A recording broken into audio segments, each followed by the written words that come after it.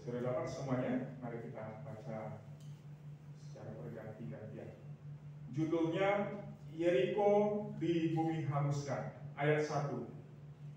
Kota Yeriko sudah ditutup dan tertutup rapat oleh karena orang Israel. Tidak ada orang keluar masuk kota itu. Berfirmanlah Tuhan kepada Yosua, ketahuilah, aku serahkan ke tanganmu Yeriko ini beserta rajanya dan pahlawan-pahlawannya yang gagah perkasa. Kamu, para prajurit sekalian, harus mengelilingi kota itu dan mengitarinya 1 kali. Engkau harus berbuat demikian selama 6 hari. Dan 7 orang imam harus membawa 7 sangkakala tanduk domba di depan tabut. Tetapi pada hari yang ke-7, 7 kali kamu harus mengelilingi kota itu, sedang para imam meniup sangkakala. Ketika sangkakala dari tanduk domba itu ditiup dengan bunyi yang panjang, dan kamu mendengar bunyi sangkakala itu, seluruh bangsa itu harus bersorak-sorai dengan nyaring. Pada saat itu tembok kota akan roboh, lalu bangsa itu harus menaikinya, masing-masing di bagian yang terdekat. Kemudian Yosua bin Nun memanggil para imam dan berkata kepada mereka, angkatlah tabut perjanjian itu, dan 7 orang imam harus membawa 7 sangkakala tanduk domba di depan tabut Tuhan. Ia berkata kepada bangsa itu, majulah, kelilingi kota itu, dan prajurit bersenjata harus berjalan di depan tabut Tuhan. Segera sesudah Yosua berkata kepada bangsa itu, maka berjalanlah maju ke 7 orang imam yang membawa 7 sangkakala tanduk domba itu di hadapan Tuhan. Lalu mereka meniup sangkakala, sedang tabut perjanjian Tuhan mengikut mereka. Prajurit bersenjata berjalan di depan para imam yang meniup sangkakala, dan barisan penutup mengikuti tabut, sementara sangkakala ditiup terus-menerus. Tetapi Yosua telah memerintahkan kepada bangsa itu demikian, janganlah bersorak dan janganlah mendengarkan suaramu sepatah kata pun, janganlah keluar dari mulutmu sampai pada hari aku mengatakan kepadamu, bersoraklah, maka kamu harus bersorak. Demikianlah tabut Tuhan mengelilingi kota itu, mengitarinya 1 kali. Kemudian mereka kembali ke perkemahan dan bermalam di perkemahan itu. Keesokan harinya Yosua bangun pagi-pagi, lalu para imam mengangkat tabut Tuhan. Ke-7 imam yang membawa 7 sangkakala dari tanduk domba itu berjalan di depan tabut Tuhan sambil meniup sangkakala terus-menerus. Prajurit bersenjata berjalan di depan mereka, dan barisan penutup berjalan di belakang tabut Tuhan, sementara sangkakala ditiup terus-menerus. Demikianlah pada hari kedua mereka mengelilingi kota itu sekali saja, lalu pulang ke tempat perkemahan, dan begitulah dilakukan mereka 6 hari lamanya. Pada hari ke-7 pagi-pagi benar, ketika fajar menyingsing, mereka mengelilingi kota itu 7 kali dengan cara yang sama. Hanya pada hari itu mereka mengelilingi kota itu 7 kali. Lalu pada ke-7 kalinya ketika para imam meniup sangkakala, berkatalah Yosua kepada bangsa itu, bersoraklah, sebab Tuhan telah menyerahkan kota ini kepadamu. Kota itu dengan segala isinya harus dikhususkan untuk Tuhan, dimusnahkan. Bagi Tuhan untuk dimusnahkan. Hanya Rahab pelacur itu yang akan tetap hidup serta semua orang yang bersama dia dalam rumahnya, karena ia telah menyembunyikan orang-orang yang kita utus. Tetapi kamu ini jagalah dirimu terhadap barang-barang yang dikhususkan untuk dimusnahkan, supaya jangan kamu mengambil sesuatu dari barang-barang dikhususkan itu setelah mengkhususkannya, dan dengan demikian membawa kemusnahan atas perkemahan orang Israel dan mencelakakannya. Segala emas dan perak serta barang-barang tembaga dan besi adalah kudus bagi Tuhan dan masuk dalam perbendaharaan Tuhan. Lalu bersoraklah bangsa itu, sedang sangkakala ditiup. Segera sesudah bangsa itu mendengar bunyi sangkakala, bersoraklah mereka dengan sorak yang nyaring. Maka runtuhlah tembok itu, lalu mereka menghadap masuk ke dalam kota, masing-masing langsung ke depan dan berebut kota itu. Mereka menumpas dengan mata pedang semua yang ada dalam kota itu, baik laki-laki maupun perempuan, baik orang tua maupun orang muda, juga lembu, domba, dan keledai. Tetapi kepada kedua orang pengintai negeri itu Yosua berkata, Masuklah ke dalam perempuan sundal itu, dan bawalah keluar perempuan itu dan semua orang yang bersama-sama dengan dia, seperti yang telah kamu janjikan dengan bersumpah kepadanya. Lalu masuklah kedua pengintai yang masih muda itu dan membawa Rahab keluar bersama ayah, ibu, dan saudara-saudaranya, serta semua yang bersama dia, bahkan seluruh kaum keluarganya. Kedua pengintai itu mengungsikan mereka di luar perkemahan orang Israel. Tetapi kota itu dan segala sesuatu yang ada di dalamnya dibakar mereka dengan api. Hanya emas dan perak, parang-parang tembaga dan besi ditaruh mereka dalam perbendaharaan umat Tuhan. Demikianlah Rahab pelacur itu dan keluarganya serta semua yang bersama dia dibiarkan hidup oleh Yosua. Perempuan itu tinggal di Israel sampai hari ini, karena ia telah menyembunyikan orang-orang yang diutus Yosua untuk mengintai Yeriko. Pada waktu itu bersumpahlah Yosua, katanya, terkutuklah di hadapan Tuhan orang yang bangkit untuk membangun kembali kota Yeriko ini. Dengan membayarkan nyawa anaknya yang sulung, ia akan meletakkan dasar kota itu. Dan dengan membayarkan nyawa anaknya yang bungsu, ia akan memasang pintu gerbangnya.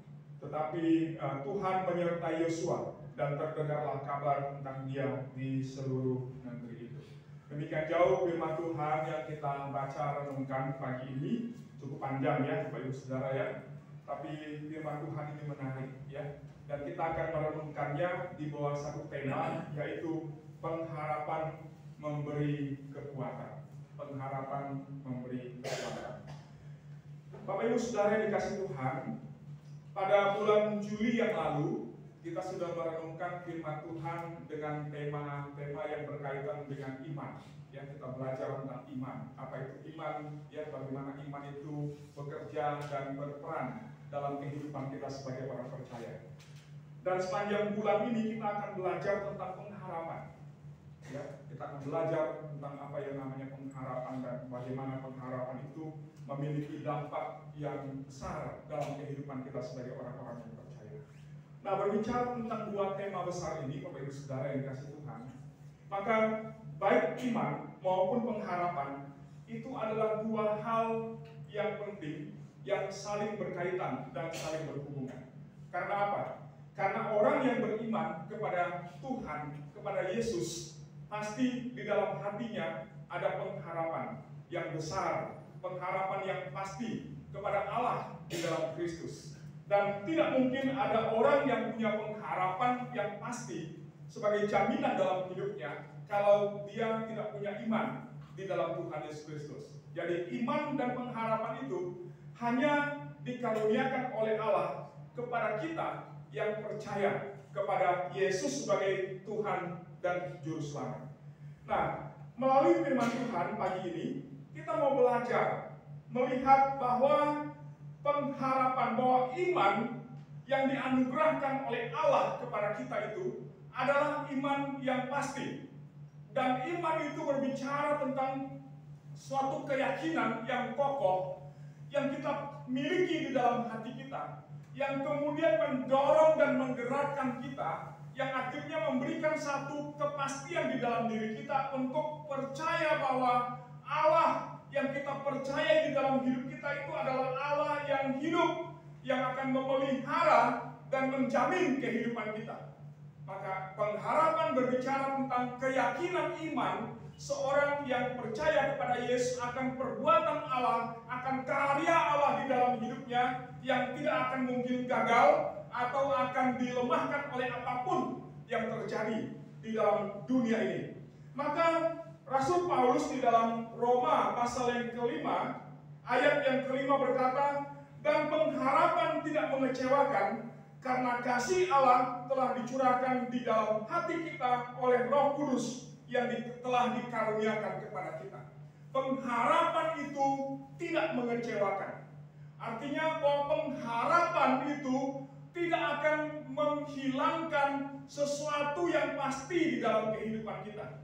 Karena apa yang telah dinyatakan oleh Tuhan dalam hidup kita yang percaya, maka itu pasti akan digenapi oleh Tuhan dengan caranya di dalam waktunya bagi setiap kita yang beriman, yang percaya kepada Yesus sebagai Juru Selamat di dalam kehidupan kita.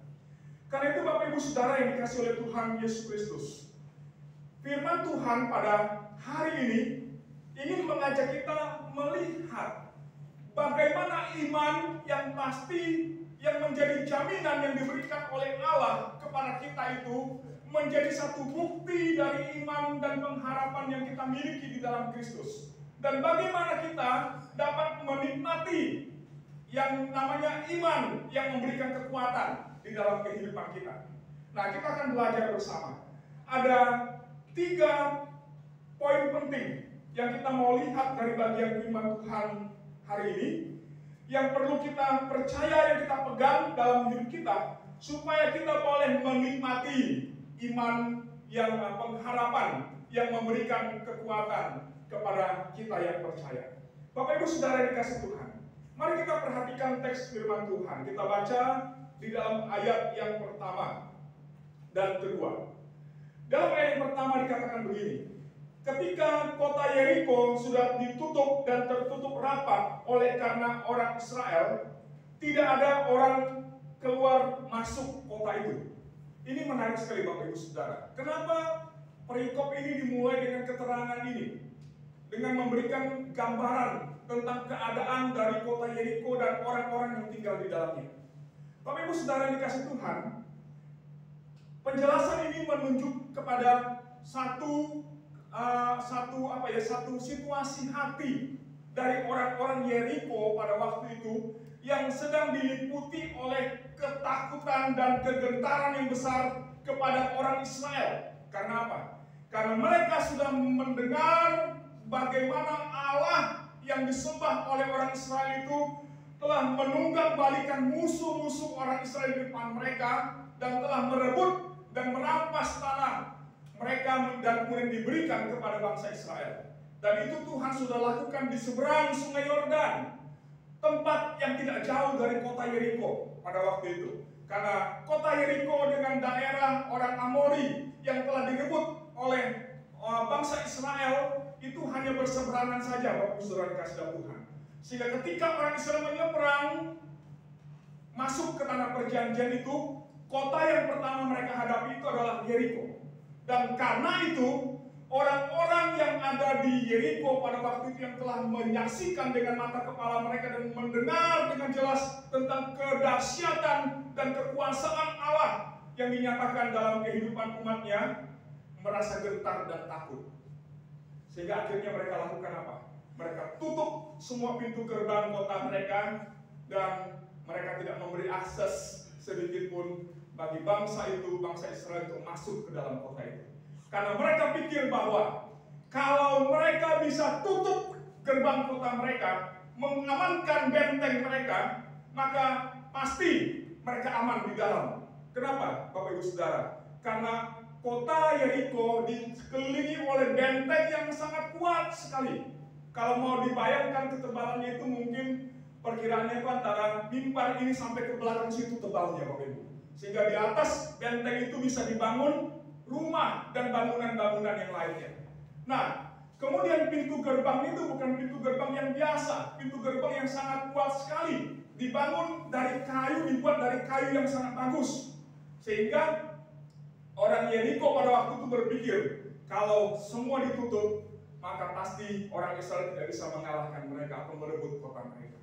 Bapak Ibu Saudara dikasih Tuhan, tapi mereka lupa bahwa mereka berhadapan bukan dengan manusia, tapi mereka berhadapan dengan Allah, Tuhan pencipta semesta alam, yang menjadi penguasa atas segala sesuatu.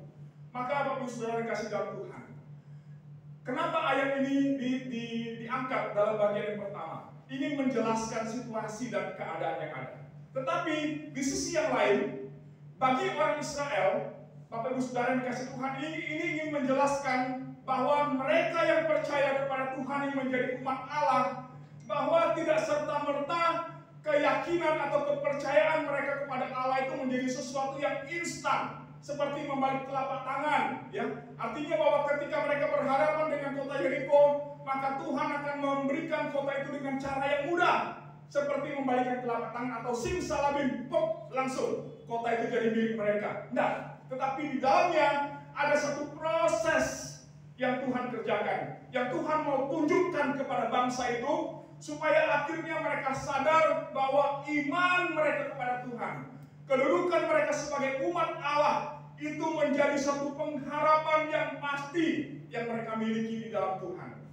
Maka Tuhan melalui bagian ini mau mengajar kepada umat itu, supaya mereka belajar beriman kepada Tuhan, dan supaya mereka memiliki pengharapan yang kuat di dalam Tuhan, yang tidak digoyahkan oleh situasi dan kondisi apapun. Dan Tuhan menunjukkan itu, mengajar mereka melalui satu proses yang Tuhan mau nyatakan. Nah, demikian juga dengan kita, Bapak Ibu Saudara yang dikasihi Tuhan. Di dalam kehidupan kita, ada banyak hal yang kita alami dalam hidup ini. Tetapi kita melihat bagaimana perbuatan Allah, karya tangan Tuhan itu tidak pernah gagal dalam kehidupan kita. Tetapi perlu diingat bahwa prosesnya bukan sesuatu yang cepat. Ya, prosesnya bukan sesuatu yang segera terjadi, tetapi dengan cara Tuhan membentuk kita, memproses kita, sehingga akhirnya membawa kita kepada pengharapan yang semakin dikuatkan, semakin teguh di dalam Tuhan kita Yesus Kristus. Nah, karena itu kita belajar bersama-sama.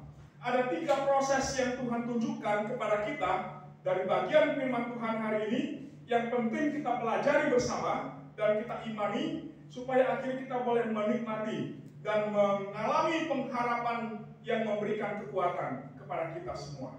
Yang pertama, Bapak Ibu Saudara yang kasih dalam Tuhan, perhatikan di dalam ayat yang kedua. Di sana dikatakan, berfirmanlah Tuhan kepada Yosua dan seterusnya. Kalau kita perhatikan, Bapak Ibu Saudara, Yosua bersama dengan umat Tuhan, mereka bisa mengalahkan bangsa-bangsa yang ada di depan mereka. Itu bukan karena mereka punya kekuatan yang hebat. Bukan karena bangsa itu punya pasukan yang kuat. Bukan karena bangsa itu memiliki peralatan perang yang lebih hebat daripada bangsa-bangsa yang mereka taklukkan. Karena kalau kita lihat ketika mereka keluar dari tanah Mesir, mereka itu adalah satu bangsa yang lemah, yang tidak pernah berlatih berperang. Karena selama 400 tahun mereka diperbudak di tanah Mesir, mereka hanya dipaksa untuk bekerja dan tidak pernah punya waktu untuk melatih diri mereka untuk berperang menjadi seorang prajurit yang cakap, yang hebat. Dan perhatikan, ketika Tuhan tuntun mereka keluar dari tanah Mesir, berputar-putar di padang gurun 40 tahun lamanya, dan kemudian Tuhan tuntun mereka ke arah sebelah barat dari Sungai Yordan sebelum masuk ke tanah perjanjian, menyeberang ke tanah perjanjian. Bagaimana Tuhan mengalahkan bangsa-bangsa yang ada di sekitar mereka dan memberikan kemenangan yang luar biasa kepada orang Israel. Itu bukan karena kehebatan mereka, itu bukan karena kekuatan mereka, tapi oleh karena Tuhan yang berfirman kepada mereka. Karena Tuhan yang memberi perintah kepada mereka, karena Tuhan yang menyampaikan perkataannya kepada mereka, maka akhirnya bangsa itu maju berperang dan kemudian merebut kemenangan yang diberikan oleh Tuhan kepada mereka. Maka bagian ini dimulai dengan kalimat yang sama, berfirmanlah Tuhan kepada Yosua. Artinya apa, Bapak Ibu Saudara yang kasih dalam Tuhan? Bagi kita yang percaya, bagian ini ingin menunjukkan tentang pentingnya firman Tuhan di dalam hidup kita sebagai orang-orang yang percaya kepada Tuhan.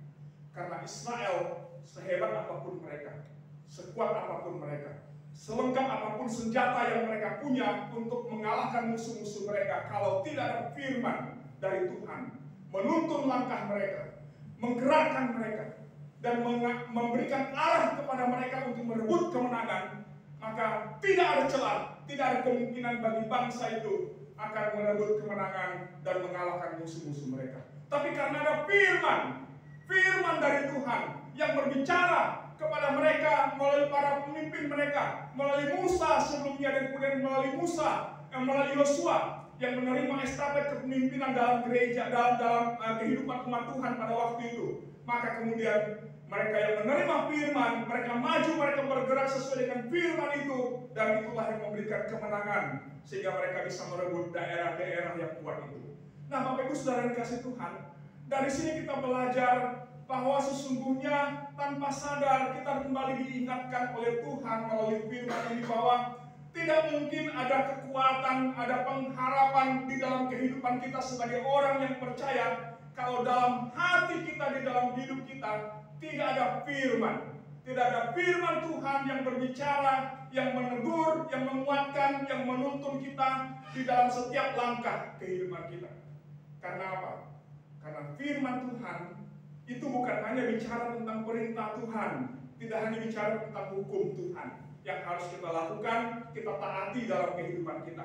Tetapi di dalam firman itu juga ada janji-janji Allah yang diberikan kepada kita sebagai umatnya, menjadi satu jaminan bagi kita bahwa ketika Allah berfirman, maka sesungguhnya Dia pasti akan menggenapi apa yang telah Dia firmankan di dalam kehidupan kita. Maka Bapak Ibu Saudara dikasih Tuhan, orang yang berpengharapan kepada Tuhan akan menikmati kekuatan Allah di dalam kehidupannya ketika dia punya firman. Kalau dia hidup dalam firman dan dia melakukan firman Tuhan dalam kehidupannya tiap-tiap hari. Saya mau ambil contoh bagi kita semua. Mari kita baca dalam Mazmur pasal 119, Bapak Ibu Saudara. Kita membaca di dalam Mazmur 119. Saya ajak kita baca mulai dari ayat 105. Ya, ayat 105 sampai dengan ayat yang ke 107. Ya. Mari kita perhatikan. Saya bacakan untuk kita semua. Mazmur 119 ayat 105 sampai dengan 107. Firman Tuhan berkata demikian. Firman-Mu itu pelita bagi kakiku dan terang bagi jalanku. Aku telah bersumpah dan aku akan menempatinya untuk berpegang pada hukum-hukum-Mu yang adil. Aku sangat tertindas ya Tuhan, hidupkanlah aku sesuai dengan firman-Mu. Selanjutnya kita baca ayat 116 sampai dengan 117. Dia katakan demikian. Daud katakan, topanglah aku sesuai dengan janji-Mu supaya aku hidup, dan janganlah membuat aku malu dalam pengharapanku. Sokonglah aku supaya aku selamat. Aku hendak bersukacita dalam ketetapan-ketetapan-Mu senantiasa. Bapak Ibu Saudara dikasih Tuhan, kalau kita baca Mazmur 119, di situ menunjukkan bagaimana Daud mengungkapkan keluh kesahnya kepada Tuhan. Karena sebagai seorang raja, dia punya banyak persoalan. Ada orang-orang yang berusaha untuk menjatuhkan dia. Ada orang-orang yang menjadi musuhnya. Dia mengalami banyak persoalan di tengah-tengah kepemimpinan sebagai seorang raja bagi umat Tuhan pada waktu itu. Dan banyak hal dalam persoalan pergumulan hidupnya dia ungkapkan di dalam Mazmur pujiannya kepada Tuhan. Mazmur 10 yang kita baca tadi menggambarkan tentang pergumulan yang dialami oleh Daud dalam hidupnya. Tapi perhatikan, di dalam semua pergumulan persoalan kehidupan yang dia alami, yang dia sampaikan kepada Tuhan, dalam Mazmur 119 ini selalu diakhiri, ditutup dengan satu pernyataan, tetapi aku akan berpegang kepada firman-Mu, tetapi aku akan melakukan ketetapan-Mu dalam ketaatan, aku akan mengerjakannya dengan sungguh. Bapak Ibu Saudara dikasih Tuhan, kenapa demikian? Karena bagi Daud, sebagai seorang anak Allah, dia tahu kekuatannya bukan bergantung kepada diri. Kekuatannya bukan bergantung kepada banyaknya pasukan yang dia punya. Walaupun dia adalah raja besar pada waktu itu, yang sangat disegani dan ditakuti oleh bangsa-bangsa yang ada di sekitarnya.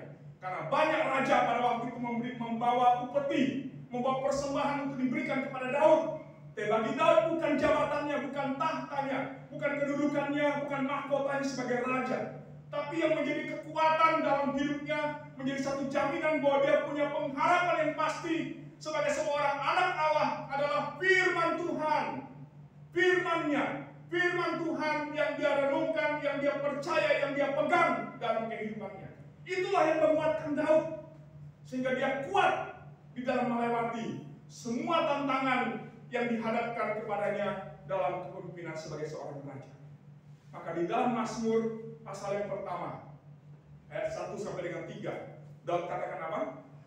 Berbahagialah mereka, berbahagialah orang yang tidak berdiri di jalan orang berdosa, yang tidak duduk dalam kumpulan pencemooh, yang tidak bergaul dengan orang yang melakukan kejahatan. Ya, secara garis besar seperti itu. Tapi ayat kedua katakan apa? Tetapi yang kesukaannya ialah Taurat Tuhan dan yang merenungkannya siang dan malam. Bapak Ibu Saudara perhatikan. Berbahagialah orang yang tidak berjalan di dalam jalan orang fasik, yang tidak berdiri di dalam jalan orang berdosa, yang tidak duduk dalam kumpulan pencemooh. Tapi dia katakan tetapi yang kesukaannya ialah Taurat Tuhan, firman Tuhan, dan yang merenungkan firman itu siang dan malam. Kita mungkin tanya, merenungkan firman Tuhan itu siang dan malam artinya apa? Merenungkan firman Tuhan siang dan malam itu artinya merenungkan firman Tuhan sepanjang hari kehidupan kita, dari pagi sampai malam.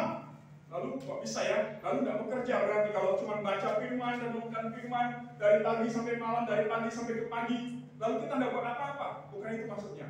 Tapi yang benar adalah merenungkan firman Tuhan siang dan malam itu artinya adalah kita baca firman, kita renungkan firman, dan firman itu kita taruh di dalam hati kita pikirkan di dalam pikiran kita olah, kita terus bergumul bersama dengan Tuhan dalam perenungan firman, dan dalam segala aktivitas kita, dalam pekerjaan, dalam pelayanan, dalam apapun yang kita lakukan, kita berjalan, kita mengikuti Tuhan sesuai dengan firman-Nya. Itu artinya merenungkan firman siang dan malam.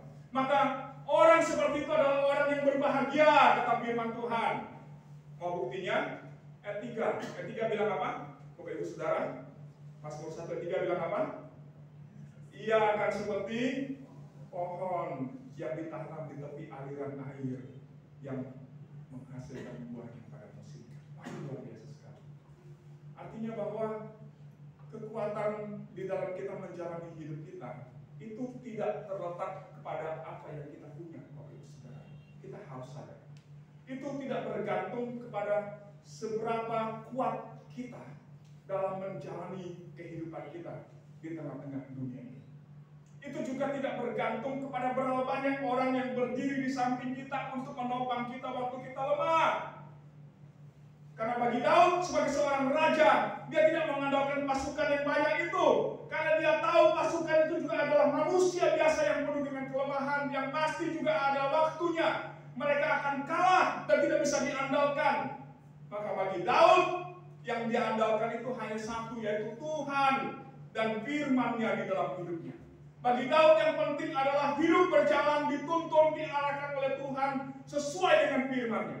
Maka dia katakan berbahagialah mereka yang kesukaannya ialah Taurat, yang merenungkan Taurat itu siang dan malam, yang membaca firman itu, merenungkan firman itu dalam kehidupannya. Bapak Ibu Saudara dikasih Tuhan, inilah proses yang dikerjakan Allah bagi kita, untuk kita dapat menikmati pengharapan yang memberikan kekuatan di dalam hidup ini. Maka orang yang tidak punya firman, hidupnya itu goyah. Maka kita ingat Tuhan Yesus pernah memberikan 2 perumpamaan, ya kan? Satu perumpamaan tentang membangun rumah. Ada 2 orang sedang membangun rumah. Yang satu mendirikan rumah di atas apa? Pasir.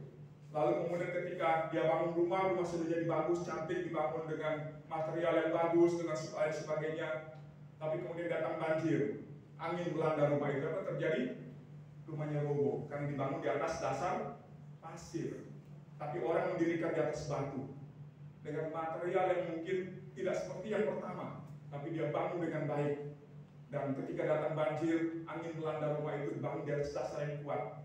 Rumah itu tetap berdiri dengan kokoh. Kenapa? Dasarnya, fondasinya. Maka fondasi hidup orang yang percaya untuk memiliki pengharapan yang pasti di dalam Tuhan itu bukan dirinya, bukan kekuatannya, tapi firman. Maka sejauh mana kita tertanam di dalam firman, sejauh mana kita berakar dan bertumbuh di dalam firman, itulah yang akan memberi kekuatan, yang akan memberikan satu daya yang melebihi segala kekuatan apapun yang ada di dalam dunia ini. Bapak Ibu Saudara dikasih Tuhan, hari-hari ini kita belajar untuk setia membaca firman, merenungkan firman Tuhan. Maka di dalam grup kita setiap hari selalu ada sharing, ya, daftar pembacaan Alkitab setiap hari. Saya nggak tahu seberapa banyak Bapak Ibu Saudara yang mengikuti itu. Mungkin ada mengatakan, oh saya sudah baca Alkitab tapi tidak dari apa yang diatur oleh gereja. Good, tidak apa-apa, no problem. Yang penting baca firman Tuhan, merenungkan firman Tuhan. Tapi kalau belum, Bapak Ibu Saudara yang kasih Tuhan, kembali kita diingatkan, ayo baca firman, renungkan firman, ikuti pembacaan tiap hari yang diatur oleh majelis pembinaan supaya bisa kita ikuti, supaya kita belajar firman Tuhan bersama, bertumbuh bersama di dalam firman, supaya kita punya dasar yang kuat untuk menghadapi gelombang badai kehidupan yang ada, karena firman itulah kekuatan Allah yang diberikan kepada kita. Maka orang yang punya firman, Daud katakan, dia akan diibaratkan seperti pohon yang tumbuh di tepi aliran air yang menghasilkan buahnya. Kita mau berbahagia, kita mau hidup kita diberkati, tapi kuncinya adalah hidup yang berbahagia, hidup ini berkati itu adalah hidup di dalam firman, bertekun di dalam firman, bertumbuh di dalam firman. Maka Bapak Ibu Saudara kasih dalam Tuhan, Daud yang menyadari itu, dia hanya berkata, kalau kita baca di dalam Mazmur ada kurang lebih ada sekitar 5-6 bagian di dalam Mazmur yang Daud uraikan tentang Taurat Allah, bagaimana dia mencintai Taurat, hidup di dalam firman, bertekun di dalam firman. Kenapa? Karena bagi Daud sebagai seorang raja, itulah yang paling utama dalam kehidupan. Sejak muda dia sudah ikut Tuhan, dia sudah percaya Tuhan, sampai dia menjadi raja sampai masa tuanya. Firman Tuhan adalah kekuatan di dalam hidupnya. Bagaimana dengan kita? Apa yang kita andalkan dalam hidup ini? Kita berpegang kepada apa? Siapa yang kita andalkan, Bapak Ibu Saudara? Banyak orang tidak menjadi jaminan, tapi kekuatan Allah yang dikaruniakan bagi kita dalam firman. Sejauh mana kita hidup dalam firman, sekali lagi, sejauh mana kita hidup dalam firman, itulah yang akan mengokohkan dan meneguhkan kehidupan kita di tengah-tengah dunia ini. Itu yang pertama. Yang kedua, Bapak Ibu Saudara yang kasih dalam Tuhan, mari kita perhatikan mulai dari ayat yang kedua sampai dengan ayat yang ke-16, ya. Ayat yang kedua sampai dengan 16 kita tidak usah baca lagi, tapi intinya adalah bahwa Tuhan memberi firman kepada bangsa itu supaya mereka berjalan mengelilingi kota Yeriko. Selama 6 hari Tuhan perintahkan mereka untuk mengelilingi kota itu sebanyak 1 kali saja, ya. Lalu pada hari ke-7 dikelilingi sebanyak 7 kali, dan pada kali yang terakhir mereka harus berteriak dengan suara yang nyaring, dan pada saat itu Tuhan akan meruntuhkan benteng Yeriko dan menyerahkan ke dalam tangan mereka. Menjadi pertanyaan bagi kita adalah, kenapa pada hari yang pertama sampai dengan hari yang ke-6 dan hari ke-7 selama 6 kali berkeliling tidak boleh ada suara, Bapak Ibu Saudara kasih dalam Tuhan. Tuhan perintahkan kepada mereka, jangan ada seorang pun di antara kamu yang berbicara, mengeluarkan sepatah kata pun. Wah, ini menarik sekali Bapak Ibu. Kenapa Tuhan sampai memberi perintah seperti itu? Kenapa Tuhan tidak kasih kebebasan kepada mereka? Yang penting kalian jalan berbaris sesuai dengan aturan yang sudah Tuhan buat, kelilingi kota itu. Tidak masalah kalian mau ribut, mau ngomong, mau teriak-teriak, silakan. Tapi Tuhan katakan tidak seperti itu. Tuhan bilang sama mereka, diam. Berjalan dengan diam, tertib, dan selesai 1 kali, hari pertama sampai dengan hari ke-6 pulang ke kemah. Hari ke-7 sebanyak 7 kali. Kenapa Tuhan suruh diam, Bapak Ibu Saudara? Ini penting. Kenapa? Karena Tuhan tahu bangsa Israel. Karena sepanjang perjalanan mereka, mulai dari Mesir sampai hampir masuk ke tanah Kanaan, bangsa ini adalah bangsa yang ribut. Betul ya? Berulang kali mereka menggerutu, bersungut-sungut, tidak percaya kepada Tuhan, marah kepada Musa sebagai pemimpin mereka, tidak taat kepada Tuhan, dan semua itu mereka luapkan dengan kata-kata yang merendahkan Tuhan, yang tidak percaya kepada Tuhan. Maka Tuhan mau mendidik bangsa itu supaya mereka belajar tenang, belajar melihat, belajar mendengar, belajar mengikuti apa yang Tuhan perintahkan kepada mereka. Sehingga tidak perlu ada ngomong, tidak perlu ada kata-kata yang keluar dari mulut kamu, kata Tuhan. Kamu diam, jalan dengan tertib, dan pulang, dan lihat perbuatan Tuhan yang Tuhan akan lakukan untuk memberikan kemenangan kepada bangsa itu. Bapak Ibu Saudara dikasih Tuhan, pelajaran penting bagi kita adalah ketika sesuatu terjadi di dalam kehidupan kita, kadang sering atau bahkan sering kali menghadapi situasi-situasi tertentu dalam hidup ini, kita menjadi orang yang gerasa gerusu Artinya apa? Sibuk sana, sibuk sini, memikirkan banyak cara, memikirkan banyak hal yang perlu dilakukan untuk menyelesaikan masalah yang terjadi dalam hidup kita. Kita menjadi orang yang kadang berpikir bahwa aku harus melakukan sesuatu untuk menyelesaikan masalah yang sedang terjadi. Karena kalau aku diam, aku tidak mengerjakan apa-apa, masalahku tidak akan selesai.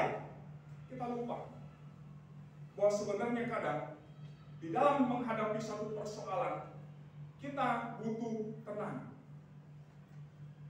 Kita butuh diam. Diam bukan berarti tidak melakukan apa-apa, tapi diam dalam pengertian mencari kehendak Tuhan, mencari pimpinan Tuhan bagi hidup kita, mencari apa yang Tuhan mau ajarkan kepada kita melalui persoalan kehidupan yang terjadi. Tapi seringkali kita lebih banyak sibuknya, lebih banyak pusingnya, lebih banyak stresnya, sehingga akibatnya apa? Sibuk memikirkan masalah yang ada, tanpa sadar akhirnya asam lambung naik, gitu kan? Lalu rumahnya kambuh, gitu kan? Stres sendiri, ya. Nggak cukup, lalu kemudian kepala pusing-pusing, aduh kepalaku pusing kenapa ya? Udah ke dokter aja, cek ke dokter, dokter bilang apa? Tidak usah apa-apa, sehat kamu tuh, gitu kan? Tapi kok aku asam lambungku tinggi dokter, kepalaku pusing, jantungku debar-debar, gitu ya? Nggak tenang hidup ini, stres. Yang sakit bukan fisiknya, tapi yang sakit psikisnya, jiwanya yang sedang sakit. Karena apa? Karena terlalu pusing dengan masalah yang ada. Karena padahal Bapak Ibu Saudara kasih Tuhan, kita harus sadar bahwa kadang ada masalah yang bisa kita selesaikan dengan cara kita. Tapi ada masalah, persoalan hidup yang terjadi yang tidak bisa kita selesaikan dengan cara kita, dengan kemampuan kita. Yang bisa kita lakukan hanya duduk diam, tenang di hadapan Tuhan, mencari jawaban, mencari pimpinan Tuhan bagi kita, supaya Tuhan menunjukkan kehendaknya dan Dia tuntun kita kepada apa yang telah Dia siapkan bagi hidup kita, untuk menolong kita menyelesaikan masalah yang terjadi dalam hidup ini. Bagi orang Israel yang berhadapan dengan tembok yang besar itu, Bapak Ibu Saudara, kekuatan mereka tidak ada apa-apanya untuk bisa merobohkan tembok yang kuat itu, karena terlalu kuat tembok Yeriko bagi mereka. Dengan persenjataan yang mereka miliki, tidak ada daya, kemampuan untuk merobohkan tembok itu.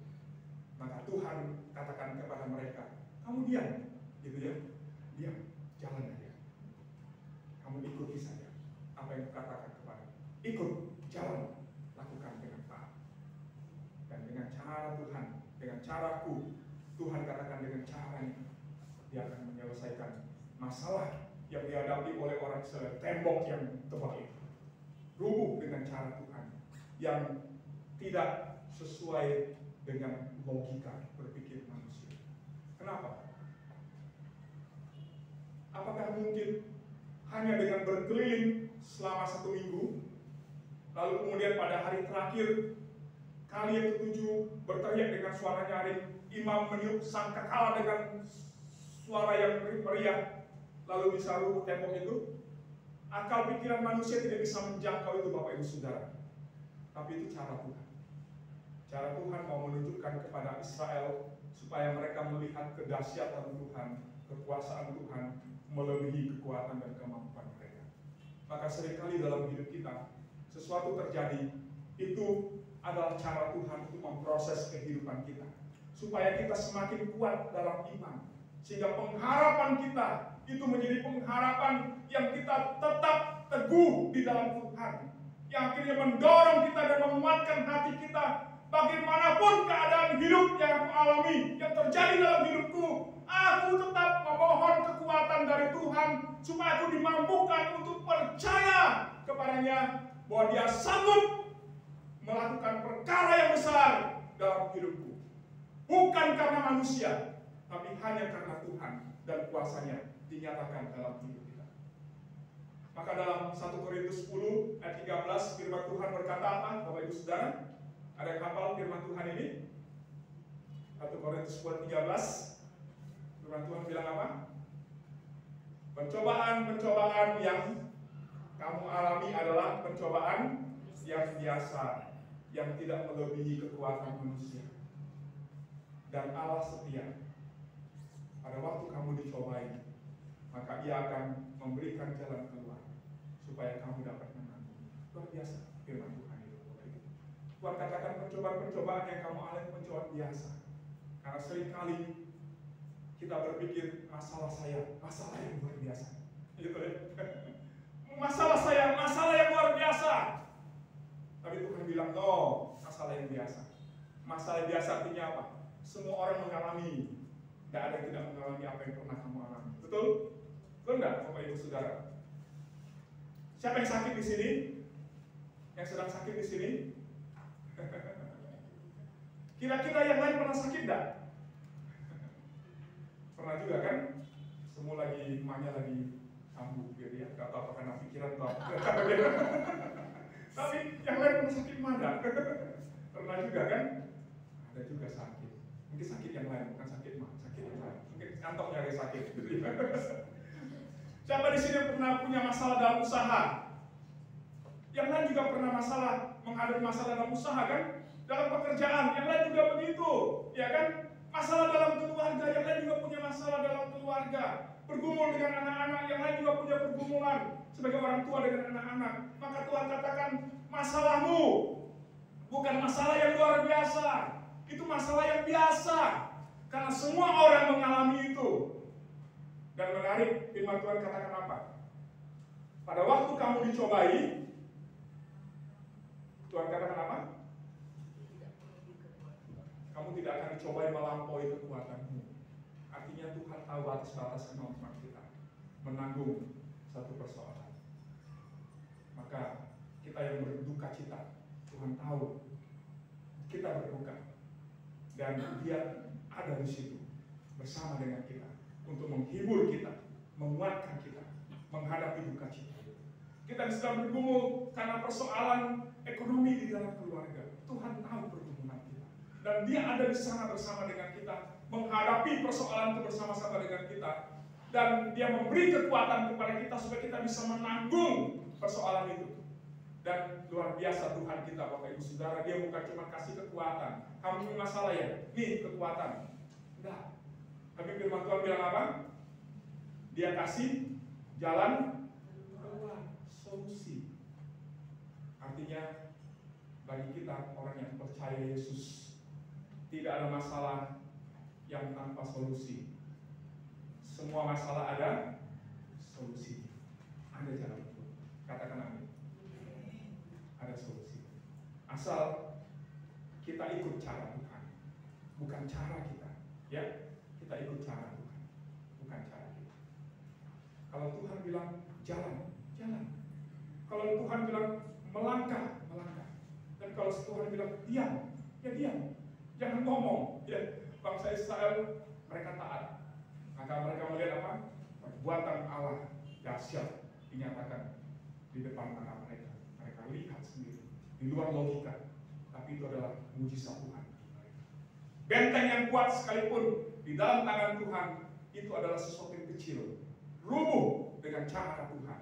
Demikian juga dengan hidup kita, Bapak Ibu. Apapun yang kita alami sekarang, percaya Tuhan tahu kita, dan Dia mengerti pergumulan kita, dan Dia tidak diam membiarkan kita menghadapi itu sendiri.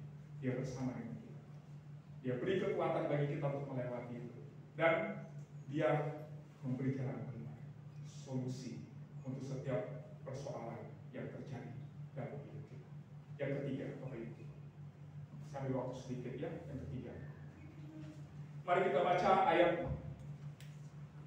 17, 18, Bapak Ibu. 17 sampai dengan 19. Mari kita baca bersama-sama. 1, 2, ya. Kota itu dengan segala isinya harus dikhususkan bagi Tuhan untuk dimusnahkan. Hanya Rahab pelacur itu yang akan tetap hidup, serta semua orang yang bersama dia dalam rumahnya, karena ia telah menyembunyikan orang-orang yang kita utus. Tetapi kamu, jagalah dirimu terhadap barang-barang yang dikhususkan untuk dimusnahkan, setelah mengkhususkannya untuk dimusnahkan. Jangan sampai kamu mengingini dan mengambil sesuatu dari barang-barang itu, agar jangan perkemahan orang Israel yang justru dimusnahkan dan mengalami malapetaka. Segala emas dan perak dan segala segala barang-barang tembaga dan besi adalah kudus bagi Tuhan dan masuk dalam perbendaharaan Tuhan. Yang ketiga, Bapak Ibu Saudara, Tuhan mau mengajarkan kepada umat itu bahwa pengharapan mereka kepada Tuhan tidak secara otomatis artinya akhirnya memberikan semuanya itu menjadi milik bagian mereka. Tetapi Tuhan mau mengajar kepada mereka bahwa ketika mereka melihat perbuatan Tuhan dan menerima berkat Tuhan yang luar biasa, ada bagian dari berkat itu yang juga mereka harus khususkan untuk Tuhan. Bapak Ibu Saudara, maka dari bagian ini Tuhan katakan kepada mereka, emas, perak, tembaga, besi jangan ambil.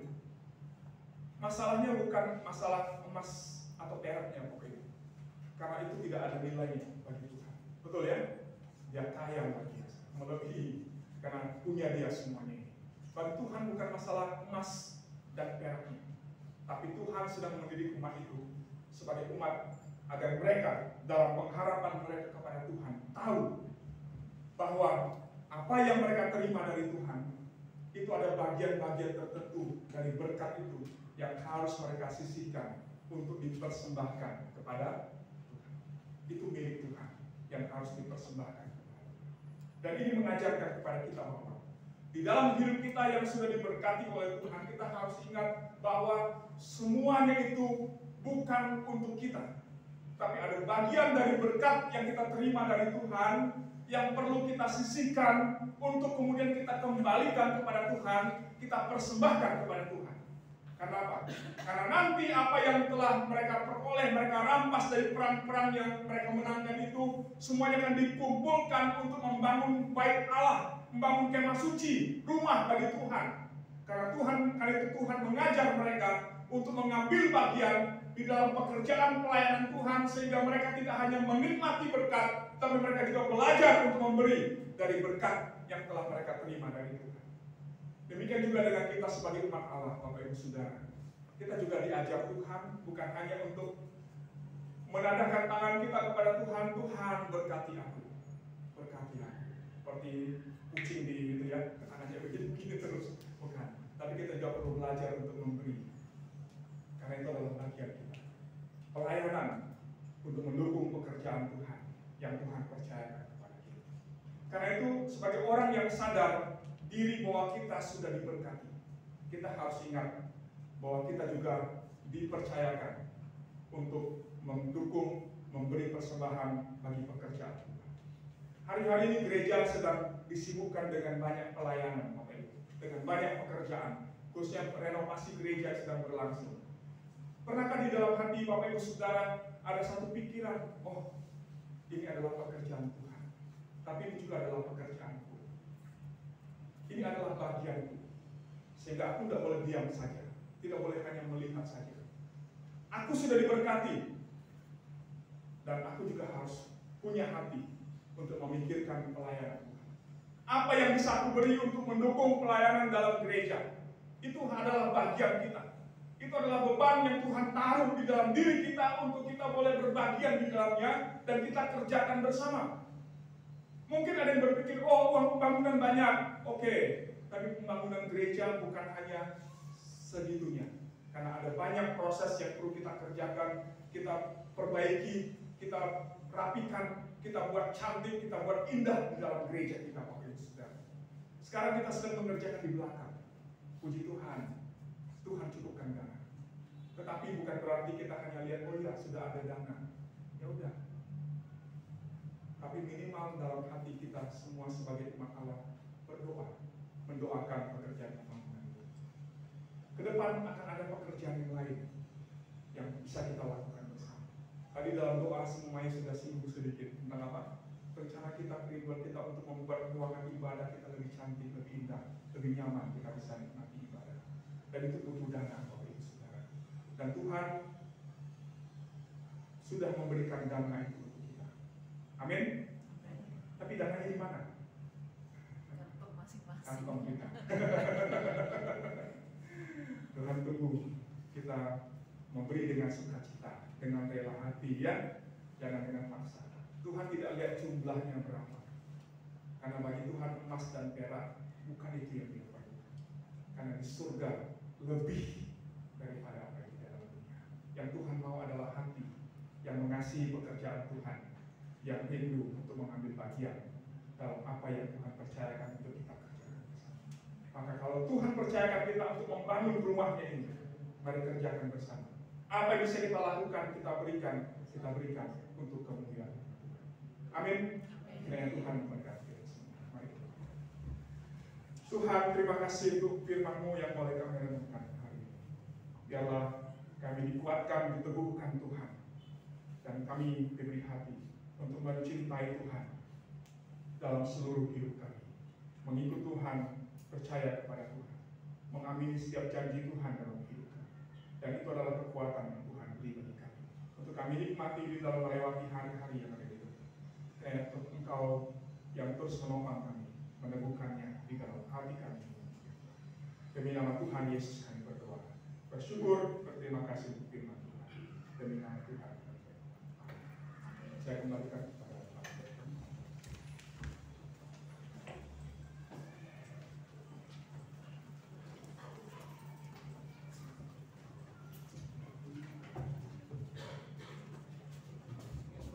Terima kasih kepada hamba-Nya yang telah menyampaikan firman Tuhan. Biarlah memberi kekuatan bagi kita semua. Dan saat ini kita akan memberikan terbaik bagi Tuhan. Kita mau ambil bagian dalam pekerjaan Tuhan di gereja ini. Yang persiapkan kesempatan kita, dan kita akan naikkan pujian Tuhan untuk anak-anak Allah. Tuhan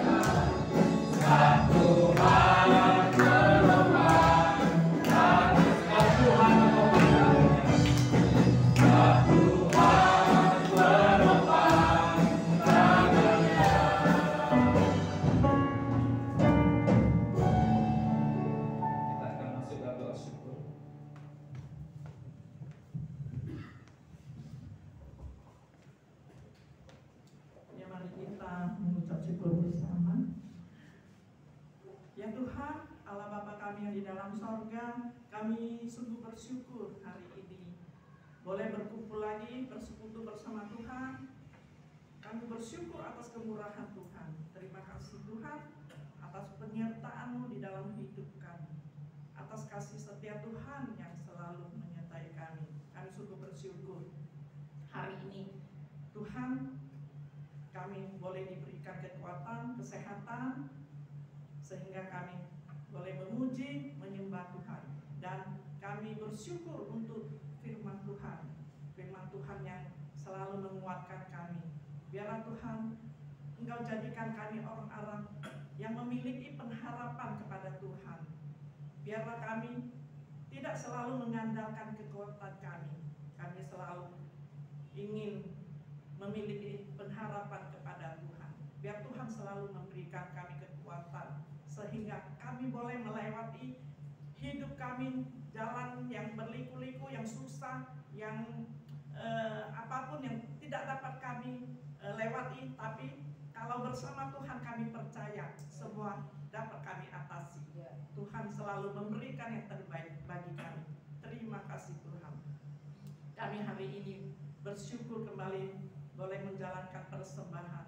Biarlah Tuhan, kami selalu bersyukur boleh memberikan apa yang sudah Tuhan berikan kepada kami. Tuhan sudah memberkati kami dan kami bersyukur boleh kami mengembalikan sebagian untuk pekerjaan Tuhan. Biarlah persembahan kami hari ini boleh berkenan di hadapan Tuhan. Tuhan memberkati tangan-tangan yang mengelolanya. Biarlah semua hanya bagi kemuliaan Tuhan. Semua puji syukur hormat hanya bagi Tuhan. Terima kasih Tuhan, ampuni kami jikalau kami masih kurang menyenangkan Tuhan. Biarlah Tuhan selalu memberikan kami kerinduan, memberikan kami hati yang selalu akan menyenangkan Tuhan. Kami berdoa hanya di dalam nama Tuhan Yesus Juru Selamat kami. Amin. Bapak Ibu silakan duduk kembali. Saat ini kita akan mendengarkan wakil gereja. Wakil gereja yang pertama yaitu gereja mengucapkan selamat hari Minggu dan selamat beribadah kepada Bapak Ibu saudara sekalian. Tuhan Yesus memberkati kita semua. Di warta berikutnya, bagi Bapak Ibu saudara-saudari yang membutuhkan pelayanan atau konseling, Bapak Ibu bisa menghubungi hamba Tuhan. Di layar tertera nomor-nomor HP hamba Tuhan. Bapak Ibu bisa menghubungi di nomor-nomor tersebut. Di warta berikutnya yaitu gereja mengucapkan selamat ulang tahun untuk adik kita Kristabel Fedelia Teng pada tanggal 13 Agustus. Adakah adik kita bersama kita saat ini? Kalau tidak ada, tadi pagi saya doakan ya.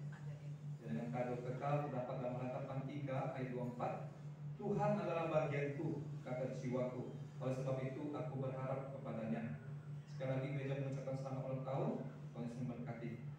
Dan di warta berikutnya itu persembahan yang diterima gereja pada hari Minggu tanggal 6 Agustus untuk gereja persembahan sebesar Rp13.696.000 dan untuk persembahan hari ulang tahun gereja sebesar Rp2.367.000. Terima kasih atas persembahan sidang jemaat. Tuhan Yesus memberkati. Di warta berikutnya yaitu bagi jemaat yang rindu memberikan persembahan atau ucapan syukur, Bapak Ibu juga bisa memberikan persembahan melalui transfer ke rekening gereja yang terdapat pada Bank Sempurna atau di Bank BCA. Di slide ada tertera nomor-nomor rekening. Bapak Ibu bisa mentransfer ke rekening tersebut, atau Bapak Ibu ingin mentransfer ke sinode gereja atau ke pembangunan gereja, Bapak Ibu juga bisa mentransfer ke rekening-rekening tersebut. Di layar juga tertera nomor-nomor rekening tersebut. Bapak Ibu bisa mentransfer. Sekali lagi terima kasih untuk persembahan sidang jemaat, dan saya percaya kita juga mau ikut terlibat dalam pekerjaan Tuhan untuk menyenangkan hati Tuhan.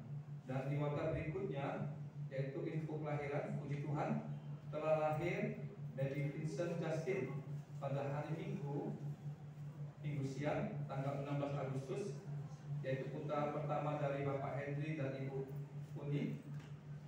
Gereja mengucapkan selamat. Kiranya Tuhan Yesus memberkati keluarga tersebut dan baby tersebut. Sekali lagi selamat bagi keluarga tersebut, Tuhan Yesus memberkati.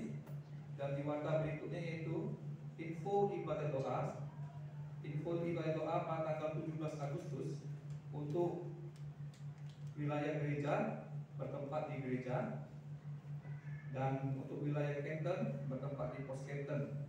Bagi Bapak Ibu yang ingin mengetahui informasi lebih lanjut, Bapak Ibu bisa menghubungi Diaken Aceh dan Diaken Lilis. Mari luangkan waktu untuk berdoa bersama. Biarlah kita boleh bersama-sama untuk memuliakan nama Tuhan. Dan di info berikutnya yaitu perjamuan kudus. Mari kita juga bersama-sama ambil bagian dalam sakramen perjamuan kudus yang akan diadakan pada tanggal 20 Agustus, yaitu minggu depan. Dan sakramen tersebut akan diadakan 2 kali, pada KU yang pertama dan KU yang kedua. Setiap kali kita menerima perjamuan kudus, kita sedang memberitakan Kristus telah mati di kayu salib, menghancurkan tubuhnya bagi kita, mengalirkan darahnya untuk menebus dosa kita. Mari kita persiapkan diri kita untuk mengikuti perjamuan kudus pada minggu depan. Dan di warta berikutnya untuk info sekolah minggu, pada hari Minggu tanggal 20 Agustus ibadah sekolah minggu akan diadakan pada pukul 9 pagi. Jadi untuk minggu depan sekolah minggu akan diadakan pada pukul 9 pagi, dan waktu itu hanya sekali saja. Pukul 9 pagi hanya dilakukan untuk minggu itu saja, dan di minggu-minggu berikutnya akan normal kembali karena ada pemeriksaan kesehatan pada minggu ke depan. Dan bagi jemaat yang memiliki anak sekolah minggu, harap memperhatikan dan tetap membawa anaknya untuk bersekolah minggu. Tuhan Yesus memberkati. Dan info berikutnya yaitu untuk pemeriksaan kesehatan seperti yang telah kita wartakan di warta-warta yang lalu. Untuk tanggal 20 Agustus akan ada pemeriksaan kesehatan, dan sidang jemaat dapat melihat urutan pemanggilan di papan pengumuman dekat tangga. Harap mempersiapkan diri.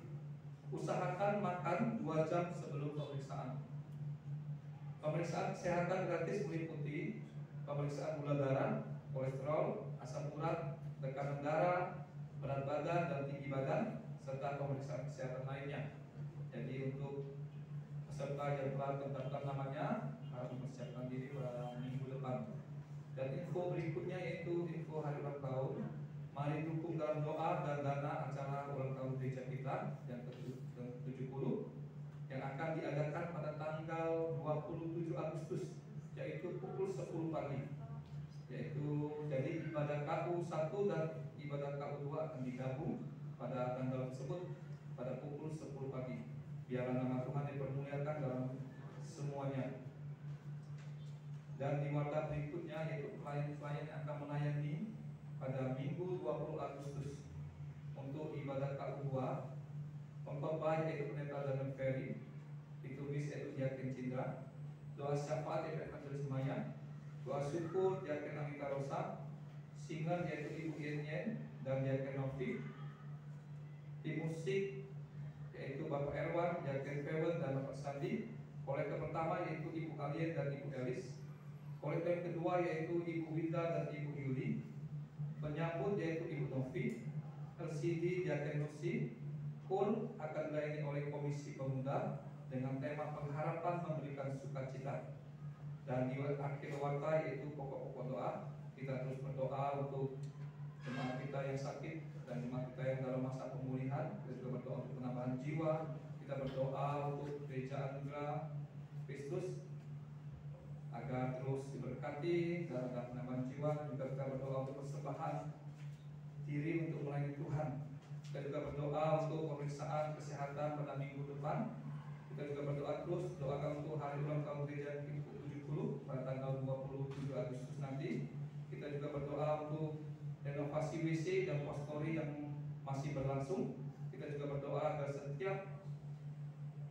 kita setia untuk beribadah dan melayani. Kita juga berdoa agar setiap keluarga kita dan orang-orang yang kita kasih selalu menjadi milik Tuhan.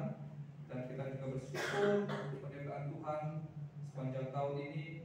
Dan kita berdoa terus Tuhan menyertai kita sepanjang tahun-tahun ini. Dan kita juga berdoa untuk kondisi dunia dan Indonesia. Kita juga berdoa untuk gereja kita. Kita berdoa untuk jemaat, hamba Tuhan dan majelis. dan setiap pengurus aktivis, dan kita juga berdoa untuk pos PI yang mempercayakan kepada kita, yaitu pos Kambetutu dan pos Lampung. Sedemikian jauh warta gereja kita. Mari kita bangkit berdiri, kita akan akhiri ibadah kita. Oh ya, satu lagi saya lupa, Bapak Ibu. Ada persembahan kur ya dari Singer. Kita bersyukur ada beberapa jemaat kita yang sudah ada ambil komitmen untuk melayani Tuhan menjadi Singer. Dan saat ini kita akan melihat teman-teman kita untuk mempersembahkan pujian.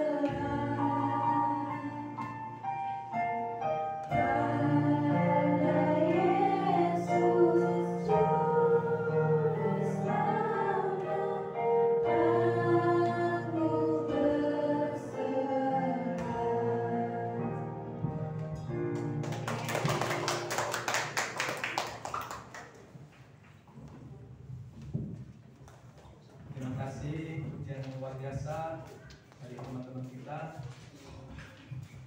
Kiranya Tuhan Yesus memberkati dan semakin terus boleh menjadi berkat melalui pelayanan sebagai singer. Bapak Ibu, mari kita bangkit berdiri, kita mau ikuti ibadah kita pada siang hari ini.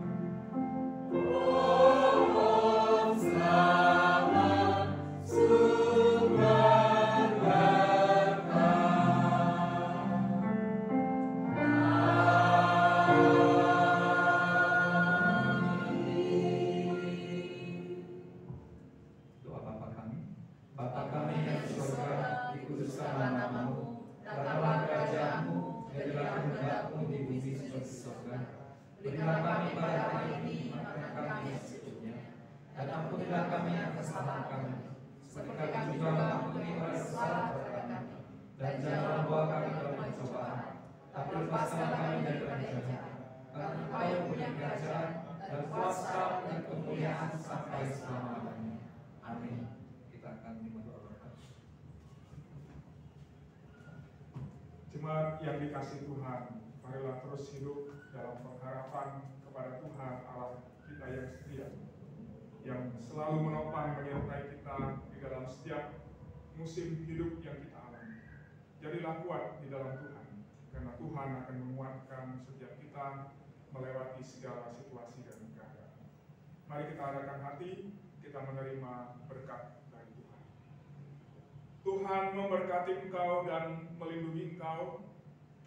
Tuhan menyinari engkau dengan wajah-Nya dan memberi engkau kasih karunia. Tuhan menghadapkan wajah-Nya kepadamu dan memberi kepadamu sejahtera dari sekarang sampai selama-lamanya. Amin.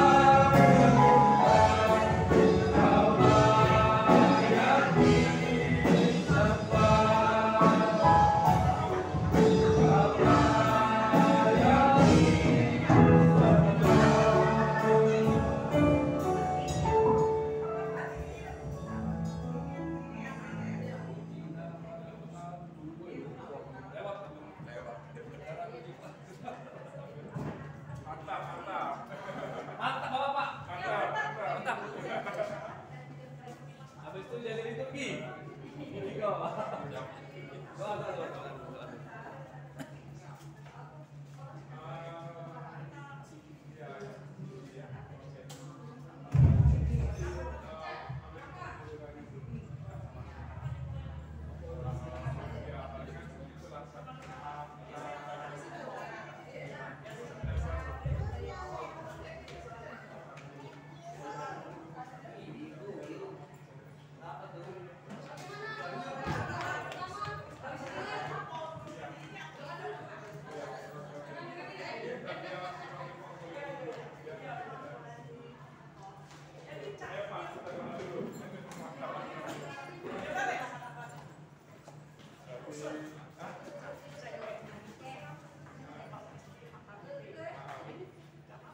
Saya mau kasih catatan tadi.